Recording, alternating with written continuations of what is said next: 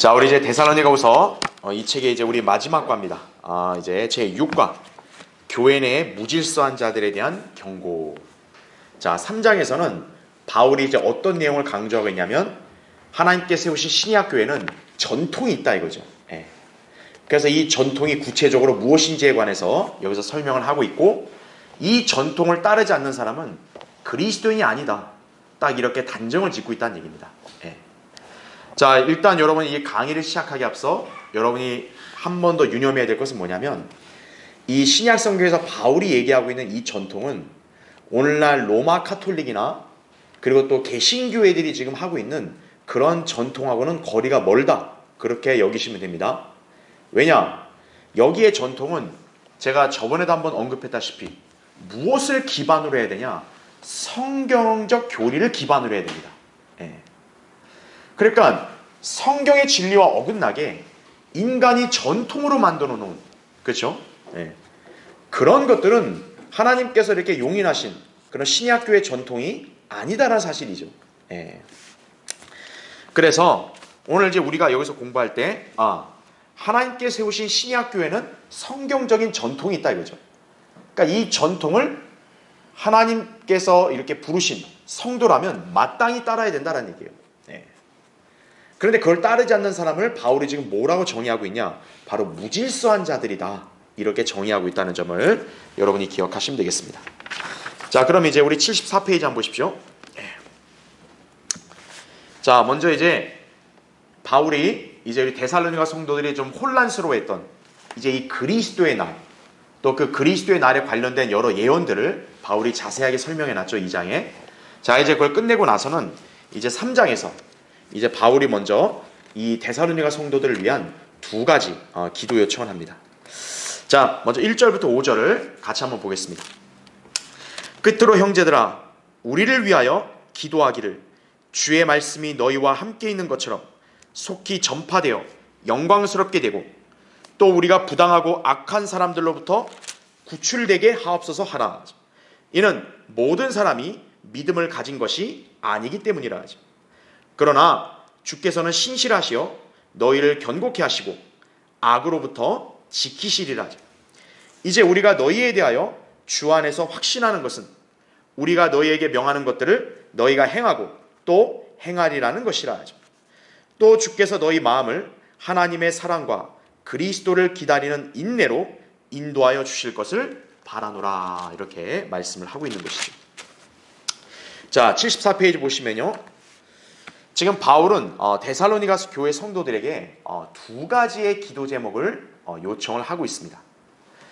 자, 1절에서 보다시피 주의 말씀이 너희와 함께 있는 것처럼 속히 전파되어 영광스럽게 되도록 그렇게 기도를 요청을 합니다. 그러니까 바울은 이렇게 이 땅을 떠날 때까지 하나님께서 복음과 진리의 말씀을 전파하는 일꾼으로 부르셨잖아요, 그렇죠?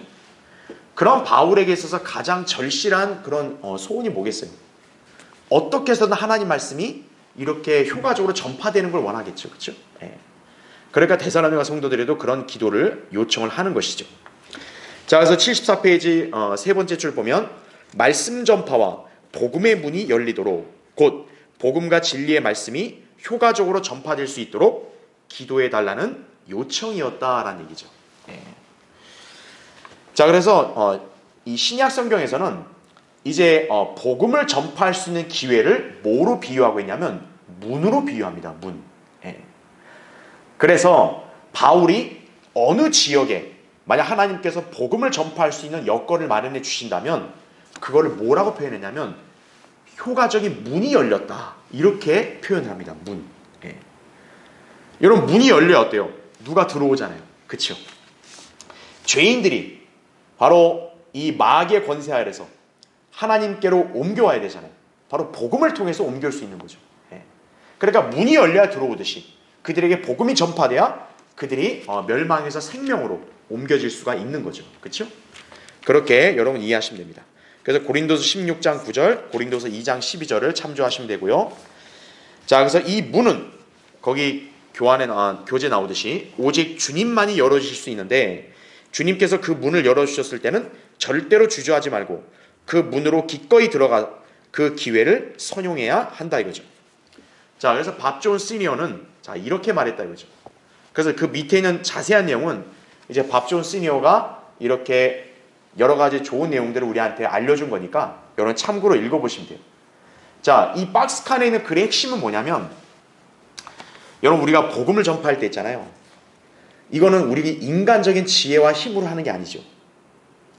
복음이 전파되려면 반드시 하나님께서 기회를 마련해 주셔야 돼요.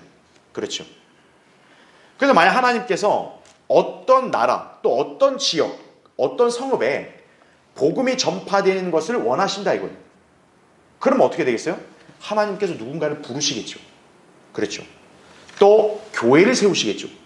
그러면 거기에 있는 그 사역자와 성도들이 어때요? 그 지역에 복음을 전파할 수 있도록 하나님이 기회를 주신 거니까 문을 여신 거겠죠. 그러니까 그 문을 여는 것도 누가 하는 거예요? 하나님이 하시는 거예요. 그럼 하나님이 문을 열었다 이거예요. 그럼 어떻게 됩니까? 우리가 거기서 게을르면 안 된다는 얘기죠.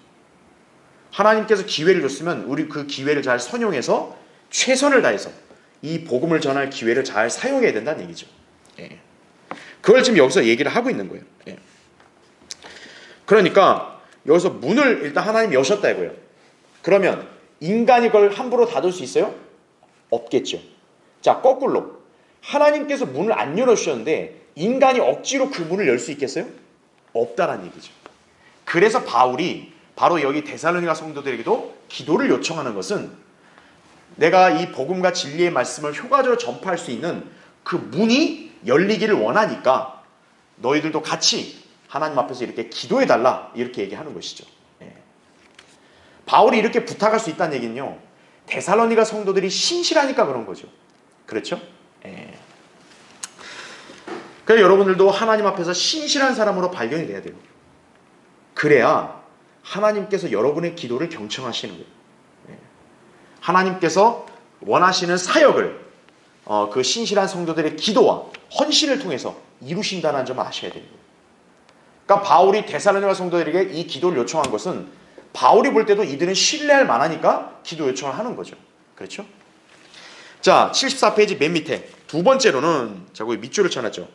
부당하고 악한 사람들로부터 자 어떻게 되도록요? 구출되도록 기도해달라고 요청을 했다라는 얘기죠. 아까 우리 읽었던 2절 말씀이 그렇죠? 예. 자, 75페이지 보시면 맨 위에 부당하고 악한 사람들이라는 게 누구냐? 자, 유대인이든 이방인이든 구원받지 않은 죄인들로서 성도들을 박해하고 복음 전파를 막았던 자들을 가리킨다는 얘기죠. 예. 그러니까 지금 바울이 1절에서는 하나님의 말씀이 전파될 수 있도록 기도해달라 그랬죠? 그리고 2절에서는 악하고 부당한 사람들로부터 구해달라고 기도하라고 그렇게 요청하죠. 그렇죠? 그러니까 왜 이걸 같이 붙였겠어요? 바로 여기 악하고 부당한 사람들이 했을 때는 바울의 사역을 방해하는 자들이구나. 이걸 우리에게 성령님께서는 연상하도록 여기서 같이 연결해서 우리에게 알려주신 거란 얘기죠. 네. 그러니까 여러분 여기서 뭘 배울 수 있는 거예요? 하나님께서 쓰시는 종이 하나님의 뜻에 따라 사역을 하잖아요. 반드시 누가 공격을 하는 거예요? 마귀가 공격한다는 걸 아셔야 돼요. 네. 그래서 늘 기도해야 되는 거예요. 하나님이 세우신 이 교회가 사역을 수행하잖아요. 반드시 마귀가 공격을 하는 거예요. 네. 정신을 차리지 않고 깨어있지 않으면요, 그 마귀의 공격에 쓰러지는 거예요. 여지없이. 네. 자, 쓰러지는 건 둘째 치고요. 특히나 어떤 사람들이 있느냐? 바로 하나님의 말씀과 복음을 전파하는 것을 방해하는 거예요. 어떤 식으로 방해하냐? 막 물리적으로 제재를 한다는 사람들도 있을 거고, 박해하는 사람도 있을 거고요. 또 거짓 교리를 이렇게 루머를 확산시켜가지고 다른 사람들로 하여금 어때요? 그 말씀을 믿지 못하게 만드는 거예요. 네. 그건 주의해야 된다 이거죠. 네. 지금 바울이 여기서 자신이 하나님 말씀을 전파하는 데 있어서 이 악하고 부당한 사람들로부터 구해달라고 한 이유가 왜 그러냐? 특히 이 사람들은요, 아예 생판 안 믿는 불신자들이 아니라 소위 자기가 믿는다고 공언하는 자들이기 때문에 그런 거예요. 네. 그래서 여러분 이제 거기 75페이지 그 이제 세 번째 줄 보세요. 맨 위에 세 번째 줄. 그래서 바울이 여기서 데살로니가서 3장 2절에서 끝에 한 말이 뭐냐면 모든 사람이 믿음을 가진 것이 아니기 때문이라 이렇게 나오죠. 예. 그러니까 겉으로 볼 때는 우리랑 똑같은 성도처럼 자신들이 행세를 해요. 그렇게 말을 해요. 그런데 어떤 거예요? 이 자들이 오히려 사역에 방해를 하는 거예요. 예. 여러분 오늘날도 어떻습니까? 소위 교회라는 것들이 하나님이 세우신 교회가 세상에 나가 성경적 복음을 전파하잖아요. 그걸 오히려 방해하는 일을 하고 있는 거예요. 예. 저렇게 해서 구원받는 거 아니라고 막 이런 식으로. 예. 뭐 바른 성경만이 절대적인 거 아니라고. 이것도 괜찮다고. 이런 식으로 방해를 하는 거예요. 예. 여러분 우리 때만 이런 사람들이 있을까요? 바울 때도 그런 거예요. 그래서 바울 서신에서는 바울이 그런 자들을 뭐라고 지칭했냐면 거짓 형제들이라고 해요. 거짓 형제들. 그러니까 형제는 형제라고 하는데 거짓 형제들이란 얘기죠. 또 거기에도 나오지만 빌립보 3장 18절에는 그들을 또 뭐라고 지칭했냐면 십자가의 원수들이라고 해요. 십자가의 원수들. 바울은 이런 자들 때문에 너무나 괴로웠던 거예요. 그러니까 여기 나온 표현대로 뭐냐면 눈물로 호소하는 거예요. 눈물로. 차라리 안 믿는 이교도들이 방해하는 거는 그나마 이해가 돼요. 심정적으로. 왜? 아예 하나님을 부인한 자들이니까. 그렇죠? 그런데요. 우리가 이 영적인 세계를 보면요. 믿는다고 하는 사람들이 어떤 거예요? 오히려 더 우리를 반대하고 박해하고 그러는 거예요. 오히려. 그래서 바울이 그런 사람들을 뭐라고 얘기해요? 십자가의 원수들이라 그런 것이. 하나님이 세우신 교회를 갖다 약화시키고, 그렇죠? 성경대로 믿는 신앙생활을 하지 않고 자기 식대로 하나님 믿는다고 하고, 그럼 어떤 거예요? 십자가의 원수가 되는 거예요. 그러니까 바울은 어떤 겁니까? 그런 사람들 때문에 오히려 자기가 사역하는데 방해를 받는다 이거죠. 그러니까 그런 사람들로부터 방해를 받지 않도록 기도를 해야 된다. 이렇게 바울이 요청을 하고 있는 것이라고 이해하시면 되는 거예요. 자, 그 다음에 75페이지의 두 번째 단락 보면요. 한편 신실하신 주님께서는 거듭난 성도들인 우리 모두를 견고하게 하시고 악으로부터 다 어떻게 하신다고요? 지켜주신다는 얘기죠. 자, 분명히 부당하게 악한 자들이 우리를 방해할 수 있어요. 그럼 하나님이 그걸 방치하시나요? 그게 아니란 얘기죠. 만약 이렇게 진리를 대적하는 자들이 우리를 공격한다 이거예요. 그럼 하나님이 우리가 공격받고 그냥 우리가 아예 비참하게 쓰러지기를 놔두시냐? 그게 아니라는 거죠. 주님은 신실한 성도들 어떻게 악으로부터 지켜주신다고 3절에 말씀하고 있는 거예요. 그러니까 우리 성경대로 믿는 이 바른 교회에 속한 신실한 성도들은 그 세상에서의 어떤 그런 반대, 위협 이런 거에 대해서 우리가 두려워하거나 낙심하지 말라는 거예요. 저 사람들이 사역에 대해서 너무나 박해를 하고 방해를 하고 이러니까 너무 힘들다 믿음 생활하기를. 그런 것 때문에 우리가 낙심하지 말라는 거예요. 왜요? 여기 바울이 얘기한 대로 하나님께서는 신실한 성도들을 지켜주신다라고 말씀하는 거예요. 그 다음 잘 보십시오. 계속 예수 그리스도께서 오실 때까지 우리의 온 영과 혼과 몸을 책망할 것이 없게 보존되도록 지켜주실 것이라고 데살로니가전서 5장 23절 24절에 말씀하고 있죠. 그렇죠? 여러분 뭘 우리가 기억하시면 돼요? 우리 믿음의 선배들은 로마 제국과 카톨릭의 그 압제와 박해를 받아서 순교까지 했죠. 그분들의 몸은 어때요? 비참하게 죽었죠. 근데 여러분이 알아야 될 거는 그분들의 몸이 죽었다고 해서 그분들의 몸이 영원히 사라졌어요? 아니죠. 장차 어때요? 이제 휴거 때 몸의 구속으로 변화된 몸을 입게 될 거라고요. 여러분 그분들의 혼이 멸망했어요? 아니란 얘기죠. 하나님께서는 어때요? 비록 이 땅에서 극심한 고난과 박해와 시련을 겪는 성도들이 있다 할지라도 주님은 그 성도의 몸, 혼, 영을 보존해 주실 거란 얘기예요. 그걸 믿는 거예요. 몸은 아프고 힘들 수 있어요. 그 중요한 거는 이 땅에서 이 몸이 우리의 영원한 몸이 아니라는 거예요. 우린 장차 예수 그리스도와 같은 몸으로 변화될 거란 얘기죠. 우리 앞으로 그걸 보장받은 사람들이에요. 그러니까 우리는 어때요? 악에 의해서 멸망당하고 소멸되는 사람들이 아니다라는 얘기죠. 우리를 지켜주신다는 얘기죠. 그걸로 위로를 받으라 이거예요. 예. 자, 그러면 문제는 뭘까요? 여러분, 하나님의 편에서 문제가 있을까요? 항상 문제는 어디에 있는 거예요? 우리 자신에게 있는 거예요. 자, 이 책에 설명한 내용에 따르면 우리의 모하지 못함이 문제인 거예요. 신실하지 못함이 문제라는 거예요. 예. 자, 청지기에게 요청되는 것은 신실함이에요. 신실함. 그렇죠? 그래서 그 밑에 계시록 2장 10절에 나온 말씀도 뭡니까? 죽기까지 어떻게 하라고요? 신실하라는 얘기죠. 죽기까지. 처음에는 막 열정도 넘치고 막 하나님을 온갖 찬양하면서 막 내가 하나님을 위해서 내가 모든 걸 다 하겠다고 말은 다 그렇게 해요. 근데 시간이 점점 흐르면서 어떻게 되는 거예요? 그 사람이 시들시들해진다 이거죠. 그 신실한 사람이 아니에요. 네.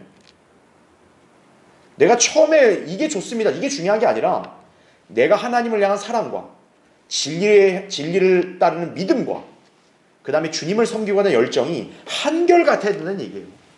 그게 신실한 거예요. 주님은 그런 신실한 성도들 어떤 거예요? 기억하시고 돌보시고 선하게 인도하신다는 사실이죠. 그러니까 항상 우리는 뭘 기억해야 됩니까? 우리의 생애에서 순간적으로 이해 안 되는 일들이 벌어질 수 있어요. 근데 중요한 거는 하나님은 우리를 어떻게 끝까지 사랑하시고 신실하게 우리를 돌보신다는 거죠. 우리가 신실하게 그걸 믿어야죠. 그게 중요하다는 얘기예요. 그렇죠? 그러니까 주님께서 우리에게 하신 말씀은 뭡니까? 너는 안 죽고 넌 앞으로 잘 살 거야. 이렇게 말씀한 게 아니에요. 여기 죽기까지 신실하는 게 뭐예요? 어떤 성도에는 죽음이 찾아올 수 있는 거예요. 죽음과 같은 아주 너무나 몹시 힘든 시험이 닥칠 수도 있는 거예요. 어떤 성도에게는.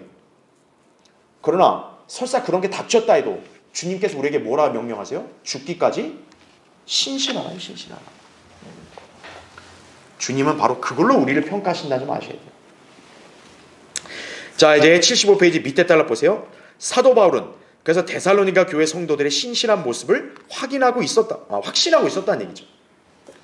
그래서 그들은 바울이 그들에게 주님 안에서 명령했던 말씀들을 있는 그대로 행할 것이다라는 얘기죠. 그게 바로 4절에서 바울이 얘기한 거예요. 바울은 이 데살로니가 성도들이 얼마나 믿음직스러웠냐면 아예 확신한다 그랬어요. 내가 너희들한테 이런 거 명령한 거 너희는 지킬 거야. 여러분, 인간이 앞일을 어떻게 알아요? 그렇죠? 이 사람이 좀 시원찮으면 어때요? 사실 말을 섣불리 못해요. 당신은 너무 잘할 거란 말 함부로 못해요. 그렇죠? 근데 바울은 지금 데살로니가 성도들로 하여금 너희는 내가 너에게 명령한 거 신실하게 지킬 거야. 나는 확신해. 이런 얘기를 합니다. 그만큼 데살로니가 성도들이 신실했다는 얘기예요. 마찬가지로 여러분도 하나님 앞에서 어때요? 이런 평가를 받아야 돼요. 주님께서 여러분 각인을 보실 때 야 아무개야 너는 성경대로 잘 믿고 실행할 거야. 난 그렇게 확신한다. 주님이 그렇게 말한다면요. 그것만큼 영광스러운 게 어디 있어요? 그렇죠? 근데 과연 지금 현재 우리는 과연 주님의 그런 말을 들을 수 있는 그런 상태를 갖췄는가 이거예요. 주님께서 말을 못 하시는 건 아닐까요? 너 잘 지킬까? 이런 말을 들으면 안 되죠, 우리는. 그렇죠? 이 성경에 기록된 대로 여러분도 주님 앞에서는 주님께서 여러분을 그만큼 신뢰할 수 있는 자녀들이 되어야 된다는 얘기예요. 그렇죠? 자, 우린 이미 데살로니가 전서에서 배웠어요. 왜 바울이 이들에 대해서 그만큼 믿음직스럽게 여기고 신뢰했냐? 데살로니가서 1장 3, 4절에 나온 대로 이들은 뭐가 있었냐? 믿음의 행위, 사랑의 수고, 소망의 인내를 가지고 있었죠. 그거를 후서에서도 어때요? 세월이 흘러서도 보니까 이들은 그걸 끝까지 견지하고 있더라 이거죠. 그러니까 신뢰할 만한 성도들이 됐다는 얘기죠. 그걸 여러분이 잘 기억하셔야 합니다. 자, 76페이지 보십시오. 자, 이번에는 무질서한 자들에 대한 경고다 이거죠. 자, 여러분 거기 데살로니가서 3장 6절을 보십시오. 형제들아, 우리 주 예수 그리스도의 이름으로 너희에게 명하노니, 자, 잘 보세요. 무질서하게 행동하고 우리에게서 받은 전통을 따라 행하지 않는 모든 형제를 멀리하라 이렇게 말씀하고 있죠. 자, 우린 여기서 뭘 배워야 되냐면 일단 우리 그리스도인들에게는 성경의 교리가 중요하죠. 그렇죠? 그러니까 성경의 교리에 어긋나게 비성경적으로 행하는 사람들을 우린 절대 교제할 수 없다고. 그렇죠? 멀리해야 돼요. 그게 첫 번째고, 두 번째는 뭐냐면 성경의 교리 다음으로는 뭐냐? 전통입니다. 신약교회에게 주어진 이 성경적인 전통을 따르지 않는 사람들, 이 사람들은 하나님께서 멀리하라고 이렇게 경고하신 거예요. 이런 사람들의 특징이 여기 나온 대로 뭐예요? 무질서하게 행동하는 거예요. 그러니까 신약교회 전통을 여러분이 따르지 않잖아요. 그럼 여러분은 지금 질서를 갖춰서 지금 신앙생활 하는 거 아니에요. 자, 76페이지 보세요. 먼저 그 위에 단락에, 자, 무질서라는 게, 자, 뭘 의미하냐고 거기 나오냐면 고장이 났다는 걸 의미합니다. 고장이 났다. 이런 그 세탁기라든지 뭐 다른 이렇게 기계가 고장 나면 작동이 돼요, 안 돼요? 작동이 안 되죠. 자, 거기 밑줄 친 거 보시면 무질서하게 행동하는 자들, 바로 영적으로 뭐와 똑같아요? 고장난 사람과 똑같은 거예요. 네. 자, 그래서 계속 보시면 우선 그들은 성경적인 전통을 따라 행하지 않는 자들이다라는 얘기죠. 네. 자, 계속 보세요. 성경적이고 하나님 말씀에 부합하며 성경대로 믿는 그리스도인들로부터 이어져 내려오는 전통을 따르지 않는 자들은 교회의 질서를 어지럽히는 자들이다라는 얘기죠. 우리 성경대로 교회가 하는 전통은 기존 개신교회들이나 로마 카톨릭하고 완전히 다르다 이거죠. 왜냐? 로마 카톨릭은 완전 비성경적인 것들을 하기 때문에 그건 하나님이 주신 전통이 아니에요. 여기 지금 바울이 데살로니가 교회에게 전통이라 했을 때는 지금 바울이 그들에게 뭔가 행하라고 본을 보여준 걸 말하는 거예요. 자, 오늘날 우리 성경대로 교회들의 전통이 있죠. 그렇죠? 예를 들어 뭡니까? 우리는 오전 10시에 성경 공부하잖아요. 그렇죠? 네. 그 다음에 오전 예배, 오후 예배 사이에 교제를 하죠. 그렇죠? 그 다음 우리는 수요 기도회를 하죠. 제가 예전에 설명드렸다시피 원래 수요 기도회는 성경이 없어요.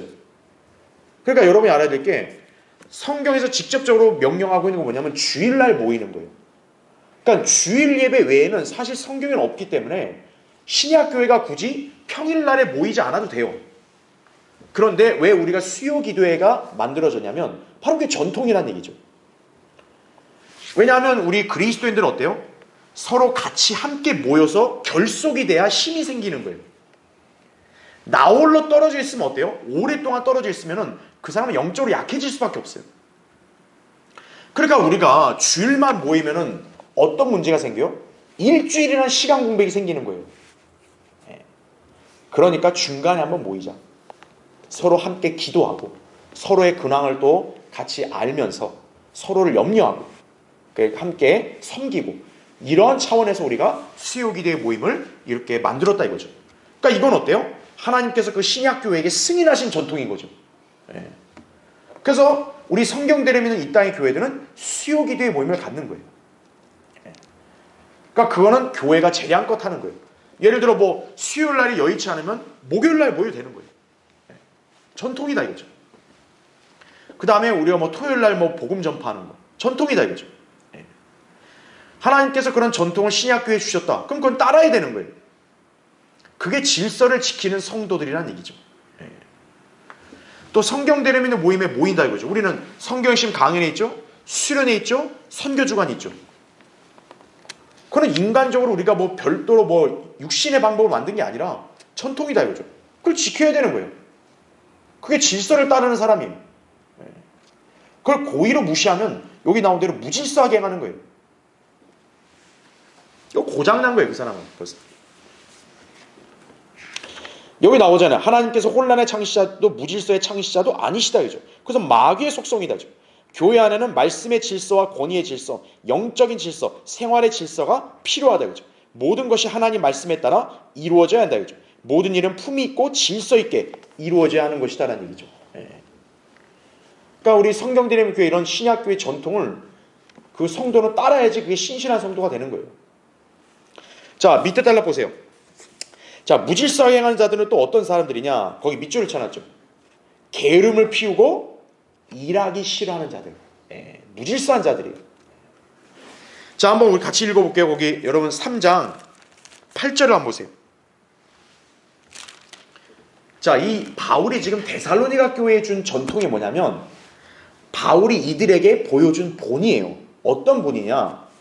8절 보세요. 아무에게서도 양식을 거저 먹지 않고 도리어 주야로 수고하고 애써 일하여 너희 가운데 아무에게도 부담이 되지 않도록 했노라. 이는 우리에게 권리가 없어서가 아니요 다만 우리가 스스로 너희에게 본을 보여 우리를 본받게 하려 함이라. 이렇게 말씀하는 거죠. 즉 뭐냐면 바울은 데살로니가 성도들에게 자신이 하나의 본을 보였어요. 본이 뭐냐? 나는 절대로 거저 먹지 않겠다 이거예요. 사실은요, 바울은 거저 먹는 사람이 아니라 바울은 하나님의 일을 하는 사람이에요. 그렇죠? 그러니까 하나님의 일을 하기 때문에 그냥 정당하게 교회들로부터 받아도 돼요. 근데 우리가 알다시피 바울은 그렇게 살지 않았죠. 오히려 자기가 어때요? 천막 치는 생업을 해가지고 자기가 생계를 스스로 벌고 그렇게 일했다라는 얘기죠. 자, 보세요. 전담 사역자도 하물며 그렇게 살았는데 하물며 생계를 가지고 일해야 되는 성도들이 일을 하지 않고 거저 먹으려한다. 그러면 여기서는 지금 바울이 된다 안 된다? 안 된다고 이제 경고하고 있는 거예요. 하나님의 일꾼들이 우리들도 이렇게 우리의 먹고 사는 문제를 일해서 이렇게 해결했는데 하물며 너희들이라고 그렇게 일하는데 게을르면 안 된다. 지금 이 얘기를 하는 거예요. 그러니까 여러분 거기 10절 보세요. 이거 굉장히 우리에게 아주 잘 알려진 격언과 같죠. 우리가 너희와 함께 있을 때에도 너희에게 명하기를 누구든지 자 보세요. 일하기 싫어하거든 어떻게 해요? 먹지도 말라고 하는 일을 할 거죠. 오늘날 이 땅에 이런 자들이 있죠. 바로 뭐냐면 그냥 데모만 일삼는 그 불법 데모꾼들, 소위 강성 귀족 노조들, 바로 이런 자들이 무질서하게 하는 자들이 일하지 않고 그냥 어떻게 뜯어 먹으려고 하는 거예요. 자, 11절 보세요. 우리가 들으니 너희 가운데서도 무질서하게 행하여 전혀 일하지 아니하고 참견 잘하는 자들이 있다. 이렇게 나오죠. 그래서 12절에 이제 우리가 우리 주 예수 그리스도를 통하여 이런 자들에게 명하고 권하노니 조용히 일하고 자기 양식을 먹으라. 이렇게 말씀하고 있는 거죠. 그래서 여러분 76페이지 맨 밑에 보세요.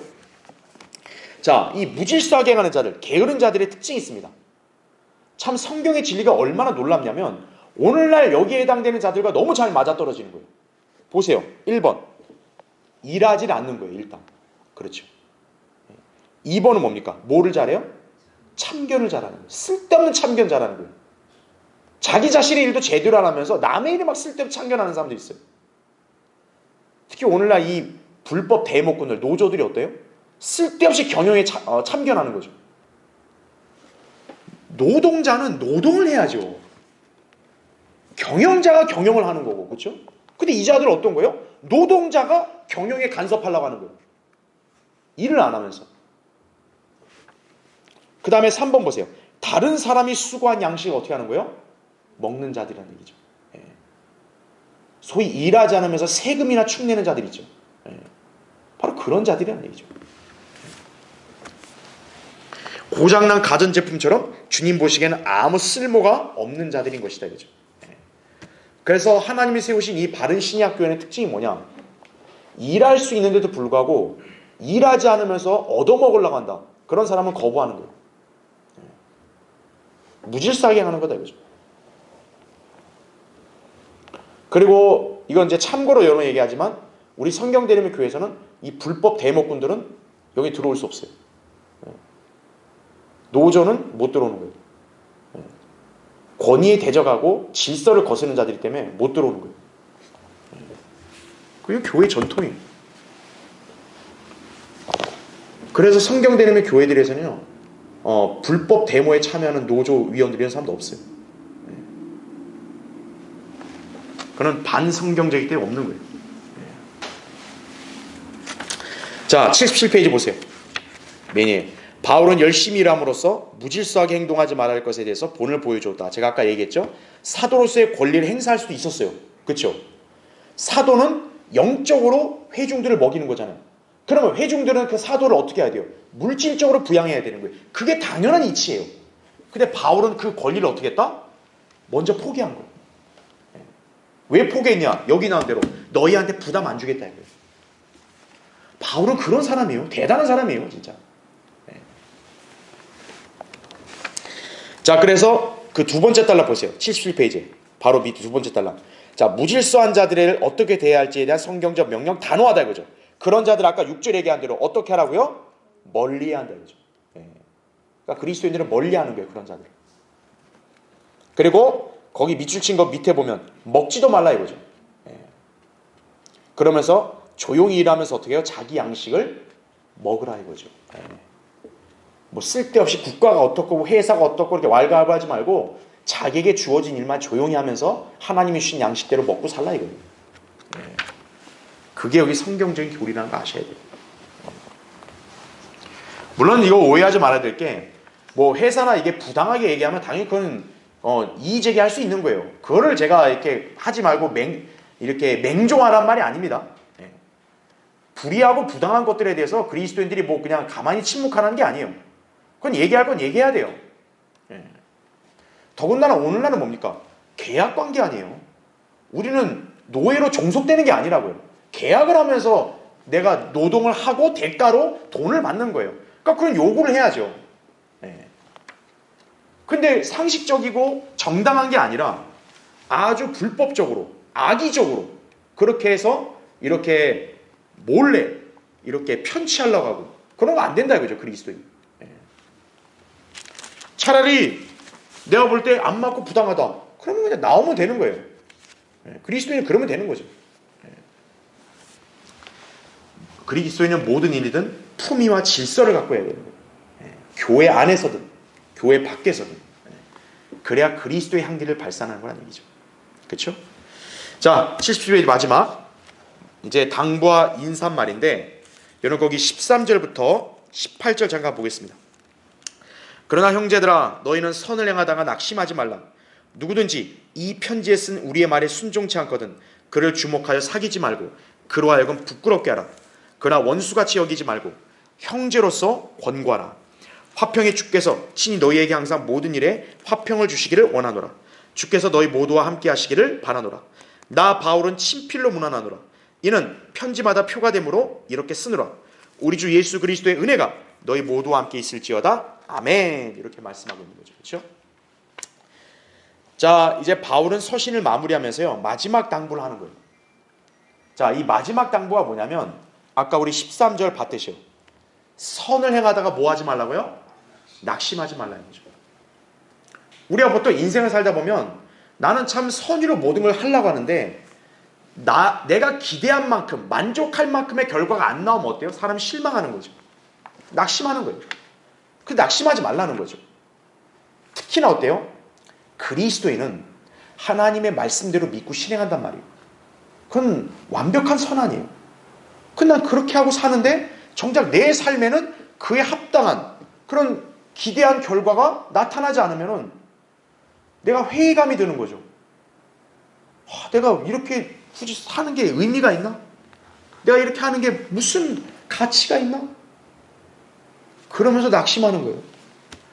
결국 어떻게 하는 거죠? 종구에는 포기도 하는 거예요. 그냥 이렇게 살지 말자 그냥. 그러지 말라는 얘기죠. 여러분 우리가 아무리 힘들어도요 바울만큼 힘들었겠어요?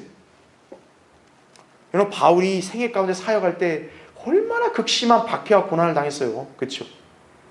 고린도서 1장 8절에 뭐라 하냐면은 절망에 이르러서 견딜 힘도 없다고 그렇게 얘기했어요. 여러분 그런 바울의 입장에서는 낙심 안 하게 생겼어요?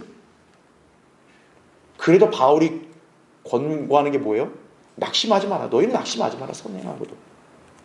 왜 낙심하지 말라 그럴까요? 하나님께서 갚아주시니까. 하나님께서 기억하시니까요. 그렇죠? 그래서 고린도서 15장 58절에 나온 말씀대로 주님께서는 수고한 거에 대해서 잊지 않으신다 이거죠. 거기 히브리서 6장 10절에도 하나님께서 너희 행위와 사랑의 수고를 잊으실 만큼 불의하지 아니하심이라 이거죠. 인간은 잊어버릴 수 있어요. 깜빡할 수 있어요. 근데 하나님은 절대 깜빡하지 않으신다 이거예요.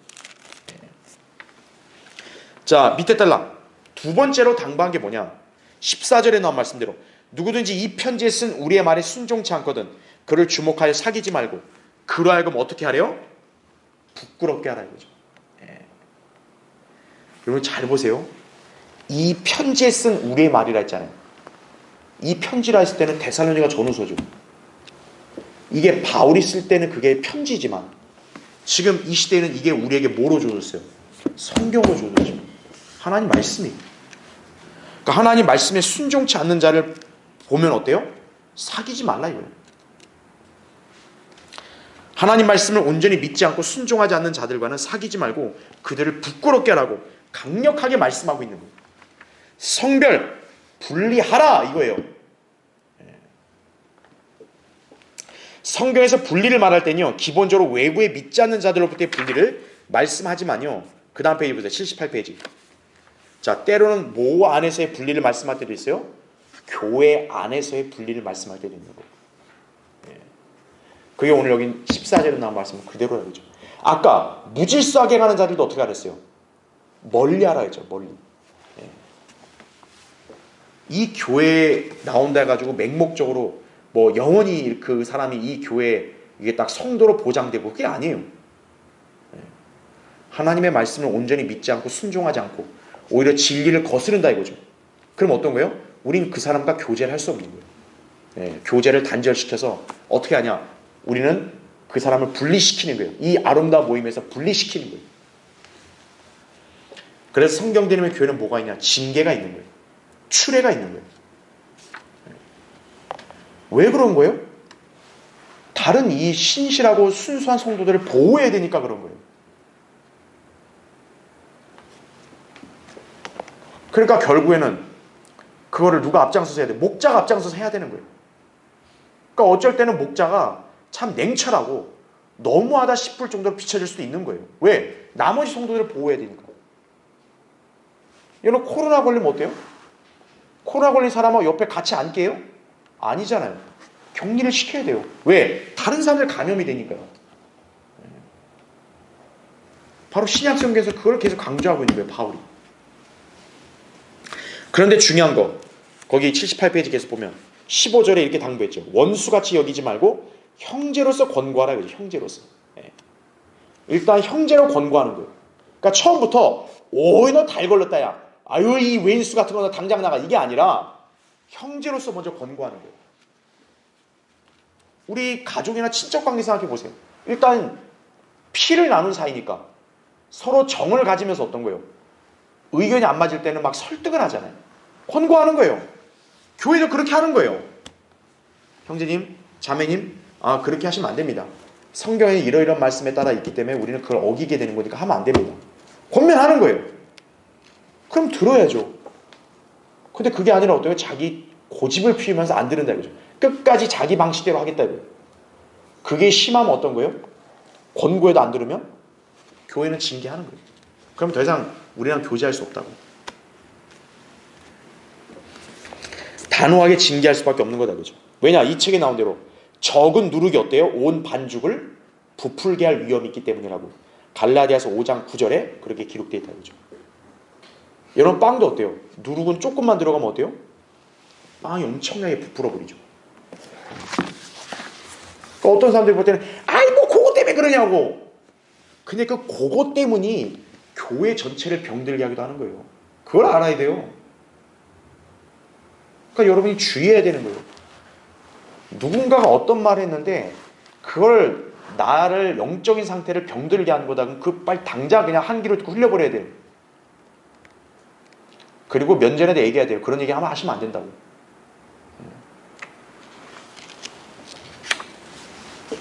그래도 말 안 들으면 어떻게 하느냐. 그럼 교회에서 바로 분리시켜버리는 거예요. 그건 누구도 예의 없는 거예요. 왜냐하면 이 교회는 하나님이 세운 교회니까 거룩함을 유지해야 되잖아요. 그렇죠? 다른 성도들이 거룩한 삶을 살려고 그렇게 부단히 노력하고 있는데 그 노력을 허사로 만드는 거예요. 그래서 고촌의 성경 침례교도 뭐냐? 아주 엄중하고 냉철하게 추례를 시키는 거예요. 그래서요. 그러니까 이 원칙을 모르는 사람들은 가뜩이나 숫자가 적은데 왜 그렇게 자꾸 막 너무 뭐 내보내냐. 내보내는 게 아니라 성경대로 하는 거예요. 성경에서 말씀하니까. 생각해 보세요. 하나님 말씀대로 하면 이 교회에서 누가 뭐라고 해요. 누가 뭐라 할 사람 아무도 없어요. 오히려 존중하죠. 근데 성경대로 안 하고 자기 식대로 하는 거예요. 그 옛날 교회들, 이 비성경적인 교회들이 한 그 방식대로 고집을 하는 거예요. 그럼 곤란하다 이거죠. 왜냐, 우리 교회는 성경대로 믿고 실행하는 교회니까. 성경대로 해야죠. 연약한 거는 그건 별개의 문제입니다. 사람은 누구나 연약한 게 있어요. 그 연약한 거는 성도들끼리 사랑으로 이렇게 인내하면서 세워주는 거죠. 어떤 사람은 뭐가 부족한 게 있어요. 이 사람은 이게 부족한 게 있어요. 그걸 뭐라 하진 않아요. 그런데 성경적 교리에 역행하는 걸 하면 안 된다는 얘기죠. 자, 밑에 달러 보세요. 오늘날 배교한 기독교계가 주장하는 게 뭡니까? 에큐메니칼 운동이죠. 이건 연합이 아니죠. 오히려 그거는 혼란, 진리를 혼탁하게 만드는 일이죠. 마귀가 하는 일인 거죠. 그러니까 예를 들어 에큐메니칼식 그런 어떤 주장이나 그런 사상을 교회 안에서 얘기하면 교회는 그걸 용납하지 않는 거죠. 불교나 이런 다른 종교도 포용해야 된다고. 성경교회에서 그런 소리 하면 안 되죠. 그죠? 로마 카톨릭하고 잘 지내야 된다고. 그런 소리 하면 안 되죠.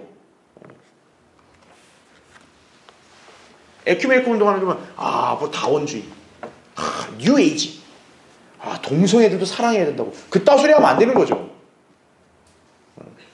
그거는 용납이 안 된다는 얘기예요. 근데 에큐메니컬 운동은 뭡니까? 다 좋아. 다 와. 다 와라. 다 와. 예죠. 우리가 예수만 얘기 안 할게. 그냥 하나님, 너희도 하느님. 우리 똑같이 그냥 하느님으로 다 통일하자. 그냥 부처님 하지 말고 하느님으로 다. 이게 에큐메니컬 운동이거든요. 쉽게 말하면. 그건 연합이 아니죠. 그거는 바벨탑 쌓는 거와 똑같은 거예요. 바벨이라는 단어가 뭡니까? 혼란이죠. 혼란. 자, 성경적인 연합은 뭡니까? 성경적 하나됨이에요. 바로 성경적 교리와 진리의 지식 안에 거할 때만이 하나가 되는 것이에요. 그럼 누가 이걸 할 수 있냐? 변개되지 않은 바른 성경을 들고 있는 교회들만이 할 수 있는 거예요. 그러니까 변개된 성경을 들고 있는 교회들은 성경적 연합이 불가능해, 애초에. 왜냐? 그들이 기반으로 하고 있는 성경 자체가 변개되어 있으니까요. 그걸 무슨 온전한 연합이 되나요? 성경적 교리를 실시할 수 없다는 얘기죠. 성경대로면 우리 교회는 성경적 교리와 진리의 지식을 바탕으로 해서 우리는 실행을 하니까 이 안에서는 우리가 성경적 연합이 가능하다는 얘기예요. 그래서 뭡니까? 비성경적으로 하는 데에 가 있으면 안 된다는 얘기예요. 거기 가 있는 사람들한테 지금 이 박스칸에 여러 성경 구절이 경고하고 있는 거예요. 정신 차리고 빠져나와라 이거예요. 덜 떨어진 사람은 하나님 내가 여기 싹 다 변화시켜가지고 이 사람들 내가 다 개조를 시킬게요. 하나님이 정신 차리라는 거예요. 야, 네가 변질돼 나와 이거예요. 여러분 보세요. 코로나 안 걸린 환자 한 명 있고 여기 코로나 걸린 사람들 모임이 있어요. 그러면 그 안 걸린 사람이 들어가면 이 사람들 코로나 다 나아요? 오히려 어때요? 안 걸린 사람이 감염되죠. 오히려 똑같은 거예요. 그런 사람들이 있다니까요. 우리 성경대리교회 시작하면서 사역 지금까지 오면서도 기존 교회 거기 미련을 못 버려가지고 내가 이 성경이 옳은 거 알겠는데 이 성경 갖고 내가 여기 변화시킬게요. 천만의 말씀이에요. 성경에서 어디도 그렇게 하라는 말씀이 없어요. 자 보세요. 그 박스칸에 몇몇 구절만 예를 볼게요. 나머지는 여러분 읽어보시면 되니까. 거기 맨 위에 보면 로마서 16장 17절 나오죠. 이제 형제들아 내가 너희에게 권고하노니 너희가 배운 교리에 역행하여 분열을 일으키고 공방하는 자들을 주의하고 그들에게서 어떻게 하라고요? 떠나라 이거예요. 떠나라. 미련이 있는데요. 떠나라 이거예요. 그 다음에 밑으로 내려오면 나머지 읽어보시면 되고 에베소 5장 11절에 열매 없는 어둠의 일들에 뭐 하지 말라? 관여하지 말고 오히려 그것들을 어떻게 하라? 책망하라 이거예요. 그 다음에 옆으로 보세요. 79페이지에 거기 세 번째 보면 디모데서 6장 5절에 마음이 부패하고 진리를 상실하며 이익이 경건이라 생각하는 사람들 사이에 무익한 논쟁이 일어나느니라. 그런 데서 내 자신을 어떻게 하라고요? 빠져나오라 이거죠. 가짜 교리들만 붙들고 있는 그 사람들 앞에서 논쟁해봐야 그 무익하다 이거예요. 빠져나오라 이거예요. 그 다음에 그 맨 밑에 요한이서 거기 1장 10절 11절 그 박스카 맨 밑에 보면 나오죠. 어떤 사람이 너희에게 오되 이 교리를 가지고 오지 아니하면 그를 집에 어떻게 하지도 말고요, 영접하지도 말고 그에게 뭐 하지도 말라? 문안하지도 말라. 이는 그에게 문안하는 자는 그의 악한 일들에 뭐 하는 자다? 참여하는 자임이라 이거죠. 비성경적 교회들이 하는 일들에 거의 그런 걸 갖고 온 사람들한테 문안하지도 마라 이거예요. 그럼 어떤 거예요? 참여하는 거야. 너도 참여하는 거다 이거예요. 성경은 이렇게 성별을 강력하게 경고하고 있는 거예요. 자, 그래서 맨 밑에 바울이 이제 마지막 인사를 나누면서 서신의 끝을 맺죠. 16절부터 18절에. 그렇죠? 예. 자, 그래서 데살로니가 전후서는 뭡니까? 제가 이 책을 공부할 때 여러분이 누누이 강조했다시피 재림과 그리스도의 날, 휴거, 이것을 강조하는 책이죠. 그래서 이 데살로니가 전후서는 신약 그리스도인들이라면 누구나 다 반드시 읽어야 되는, 그래야 이해하고 깨달을 수 있는, 신약 교회 성도의 자세가 어때야 되는가, 이거를 가장 기본적인 것부터 다져주는 그런 책이라고 여러분이 이해하시면 되는 거죠. 그러니까 여러분 오늘 성경적으로 이렇게 여러분에게 가르치고 설명하는 이 데살로니가 전후서를 여러분 이 시간을 통해서 다 공부한 것입니다.